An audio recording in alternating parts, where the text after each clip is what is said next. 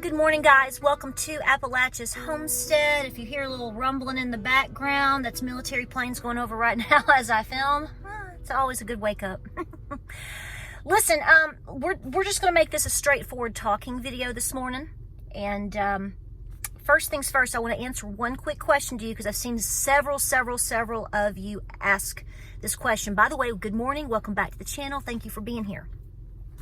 And I'm not wearing them right now. The other little pair of they're not coveralls, they're overalls that I have that you've seen kind of more recently. I actually had them back in the summertime, but I didn't wear them a whole lot. So, because I'm hot-natured now. But they are from Duluth Trading Company. Back in the summer, in June, when I had basically the chemical burns on the back of my legs that took several weeks to recover from, I had to get something to work in that was very light, very easy to work in. And, you know, I have denim and I have things like that. I didn't want to put on jeans. I wanted something light and loose. So I went out and was looking for something to, that I could work in on a daily basis. And I looked online and Duluth Trading Company popped up. I had never shopped there, had never ordered anything from them. I'm very aware of them, but I hadn't.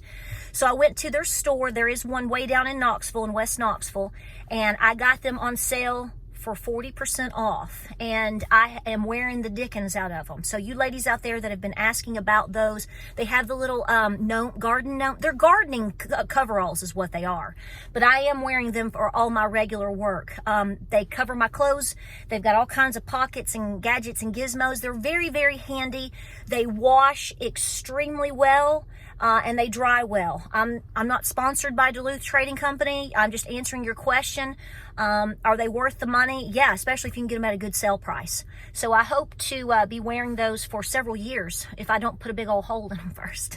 But then we can just mend it, right? That's what we do. Okay, so I'm going to ask you a question. So I hope I answered that question. So they're right now, they're being washed right now. They are. They're great. They're great. So this is the thing. I have some questions for you, and this video is going to either, I feel that when I talk like this puts me in the zone with you of either you're going to stay a subscriber, unsubscribe, or if you watch my videos and you're not subscribed yet, you might hit the button. This is sort of what I call a reality call video. When I make videos like this from time to time, people think that I'm being defensive or preachy or whatever. None of the above. None of the above. But I think this is something that needs to be said based upon some things that I have seen in recent days, and it blows my mind. It just blows my mind still. It shouldn't. I know that, and it shouldn't blow your mind either.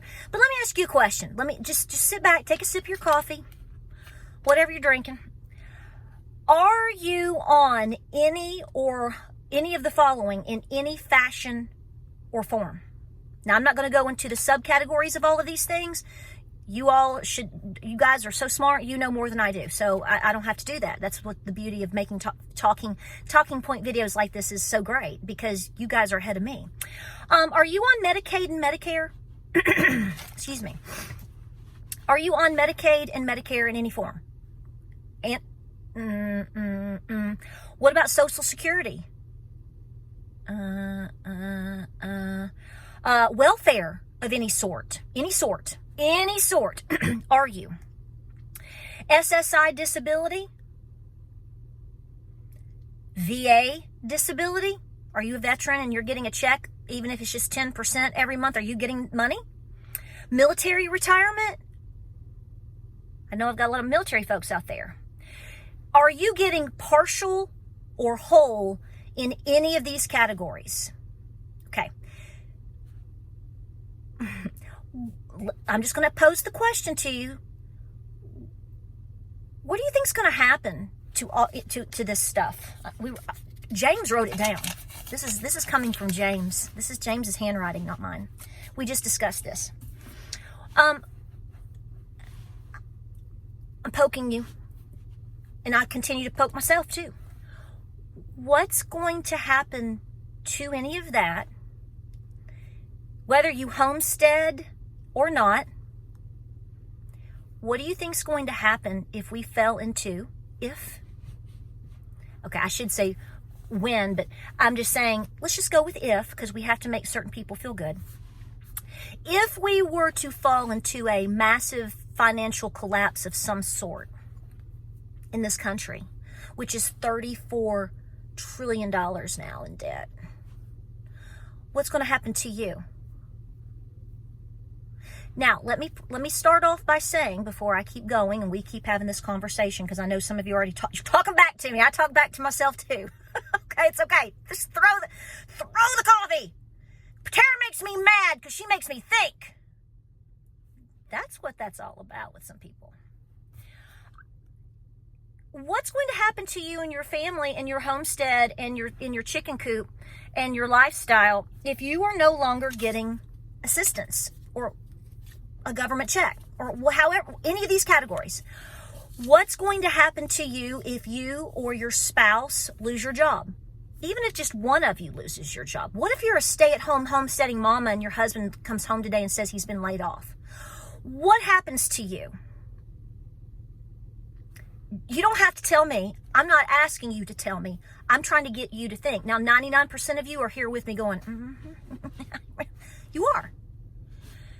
There are people out there that are, well, as James said this morning, they've just got their heads in the sand. And they are a part of this community. They don't want you talking about, they don't want me talking about the reality that we are living in, okay? I think a lot of people like to fantasize that because they've got some chickens and, they've grown some lavender and they put some tomato plants in this year, that despite whatever happens, that's all they need to do. Now, you may not be like that, and the majority of you probably are not. I know that. I know my followers. I know my people. You're here, okay?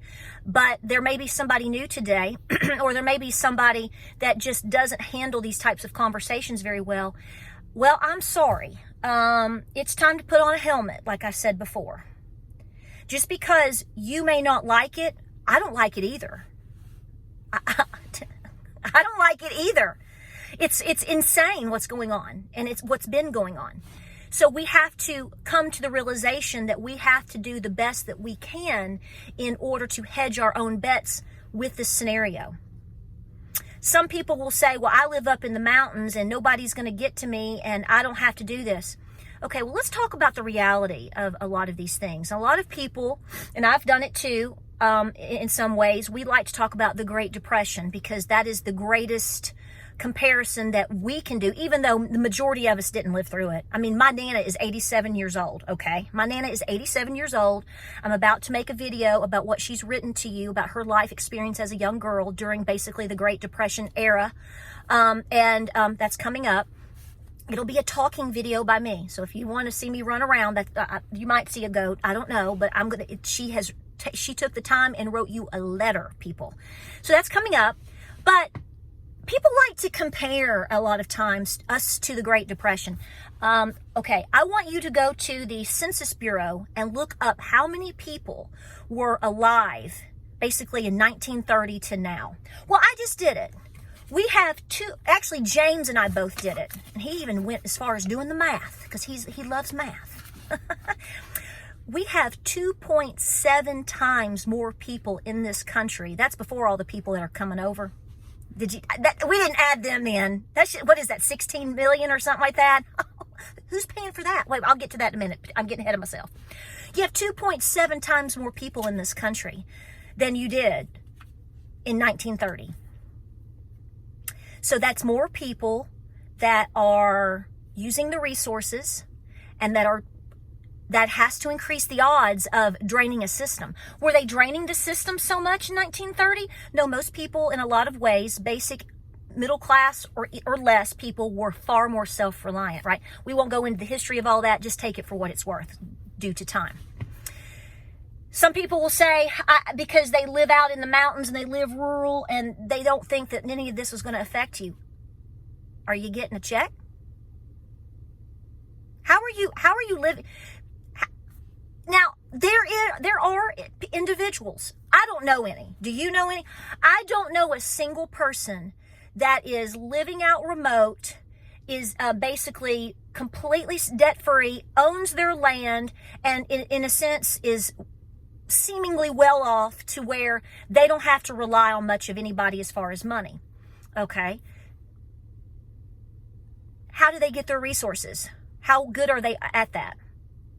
If we're going 100% way off the map, off the grid, doesn't need money, can do everything on their own, how many people do you honestly think are living like that? There might be one watching this video that is that far out. And somebody's going to say, well, I'm going to go hunt. I'm going to go fish. Well, so is everybody else if we go into a collapse. And do you think you're going to be able to go sit peacefully at the lake and bring in the bass? You're going to be out, dragging in the deer. Well, they did that in the 30s too, and they pretty much almost depleted the white-tailed deer during the Depression. So we've talked about all of these things before. Here is where I get very concerned and want to speak about how at risk everyone is. All of us are at massive risk. Even if you have paid off your house, you've got a year's worth of food put away, you've got some nice chickens, maybe you've even got some gold and silver, you've done all the things. What happened? Do you not think other people are going to want to try to hang out with you for your resources? I mean, you got 2.7 times more people in this country, not including the ones that they're just letting spill over. What do you think is going to happen to you in your property? Everything can change in one day. You still have to pay property taxes. So if you don't have so even if you're completely debt free and I don't have to worry about it. Well, I think you might. What if you have medical needs that you need to have met? What if you have an emergency that was unplanned, totally unexpected?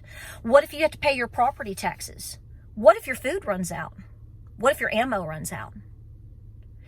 So when people say that us talking about a financial collapse, a societal collapse, is a waste of time to talk about because we're supposed to just be showing baby goats and chickens, how in the world are you coming to the conclusion that all of the things that are happening within our country and globally are not affecting you? I mean, what if it got to the point where they say you're just not allowed to have chickens anymore? You still gonna have chickens? You might for a while. You might go rogue and be that outlaw for a while. I mean, hey, but when all the people around you get wind that you've got chickens and you're getting fresh eggs, even if it's just for a time period, do you think they're going to be lovely to you? No, they're going to want your chickens. They're going to want your eggs. They're going to be hungry too. And you know what's even worse is that what if they tattletale on you? People are very jealous and people are very competitive. And if they think that you've got a penny more than them, an egg more than them, oh, they're coming for you. You don't have to believe me when I tell you this. You don't have to believe all these people that are probably going to chime in and add to this conversation. We can't make you see these things. We can't make you believe them, but that doesn't mean that we're going to stop sounding the alarm.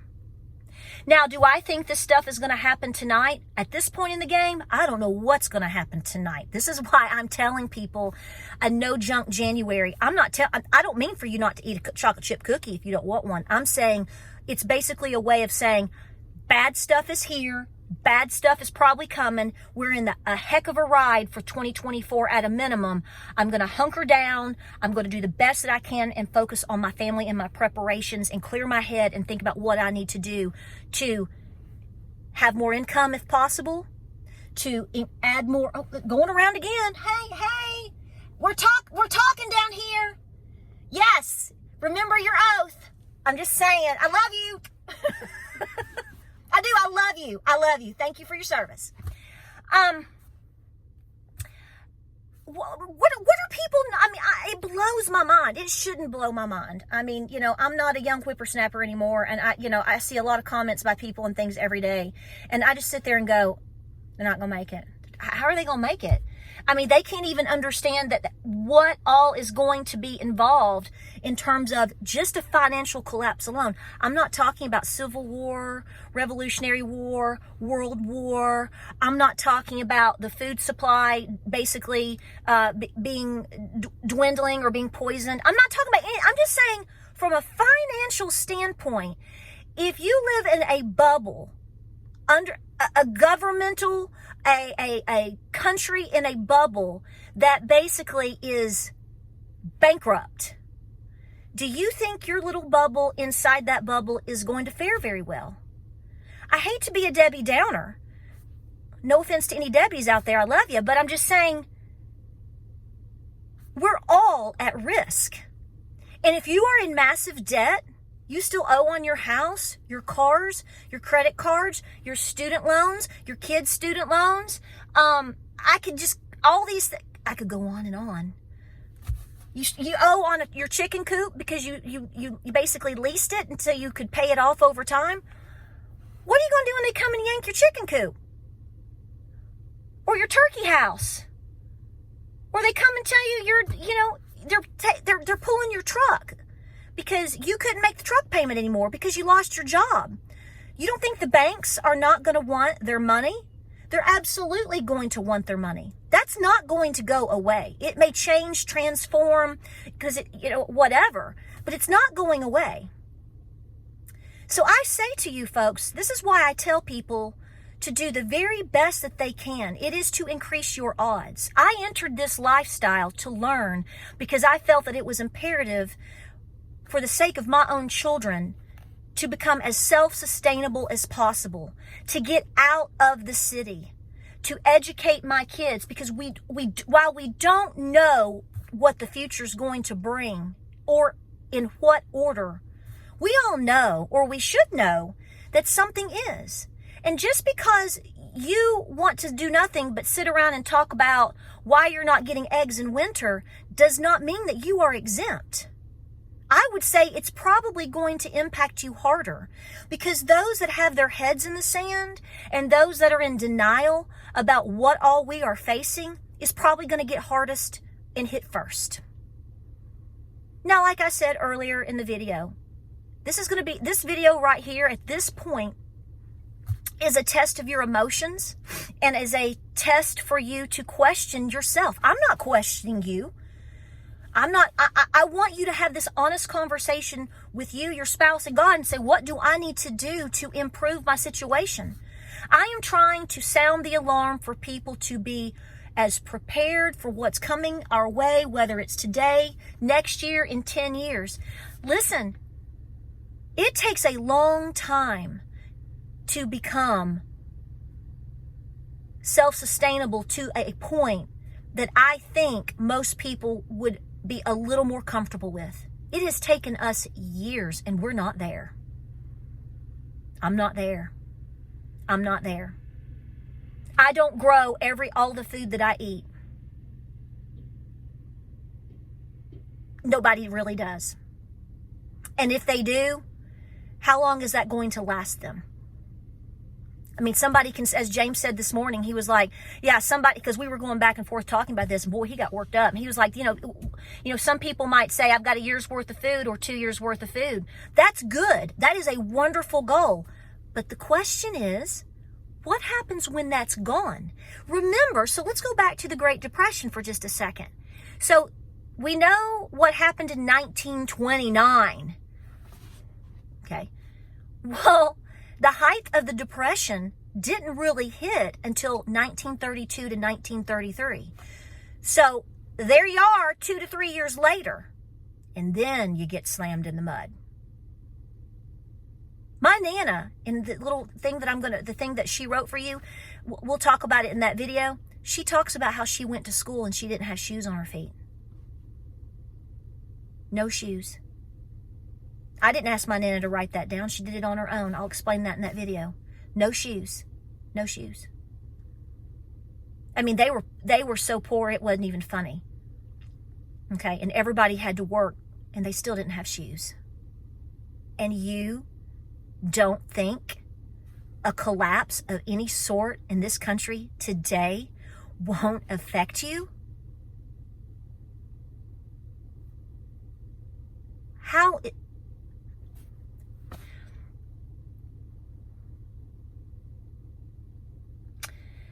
this is what we're facing, folks. People that actually believe this. They don't think that we should talk about these things. They don't. They don't think politics affects their homestead. It does every single day. See, because let me tell you why.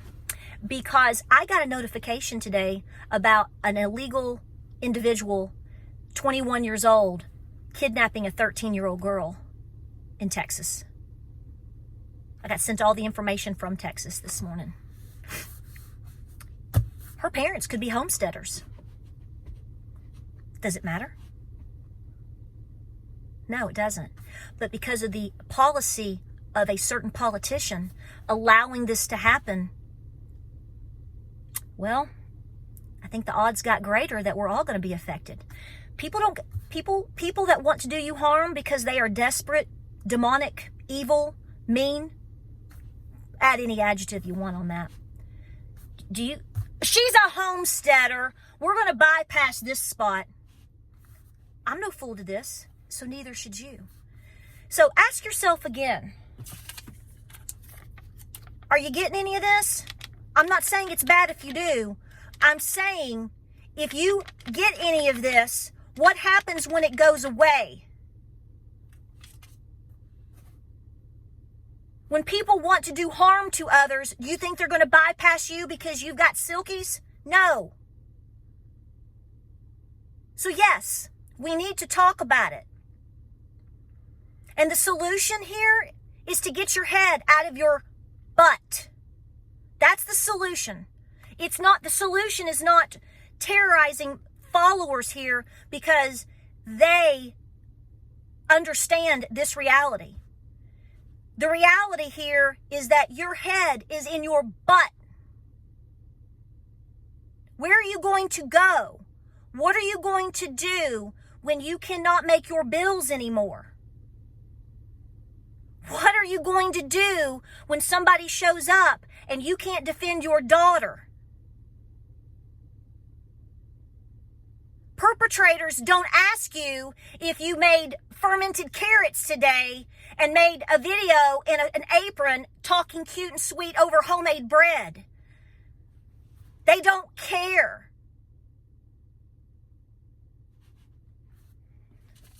So don't ask me or any other content creator why they're talking about the things that they're talking about. Ask yourself why your head is up into your small intestines. That is what you need to be asking yourself today. So you can stay subscribed, you can unsubscribe, you can bash the living crap out of people like me, which is all of these people here. But the fact still remains, how are you going to make it? I would advise that you start trying to deal with reality and increase your odds, because at the end of the day, regardless of what you think about all of these things, no one is coming to help you. No one is coming to help me.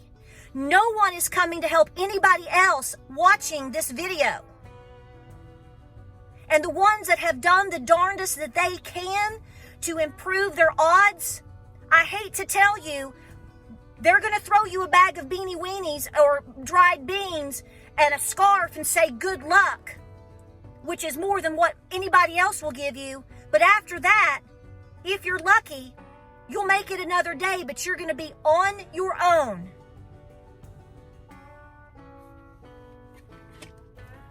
Like, subscribe, and share. I hope that this video has come across in the way that I intend for it to, which is to continue to sound the alarm, to have honest words, and to wake people up to what we are facing. And when you have people sit there and try to shut you up for speaking and for reminding, remember, their intention is not coming from a good place. It never is. Whether they even know it or not is irrelevant. The fact still remains. Please be praying for our country, and please continue to do the very best that you can for yourself and realize at the end of the day, no matter how pretty you might be sitting right now, how pretty will you be if we fall into what is very likely, inevitably coming, and coming quicker than a freight train. Godspeed. God bless. I love you. We have to keep sounding the alarm. I'll see you on the next video.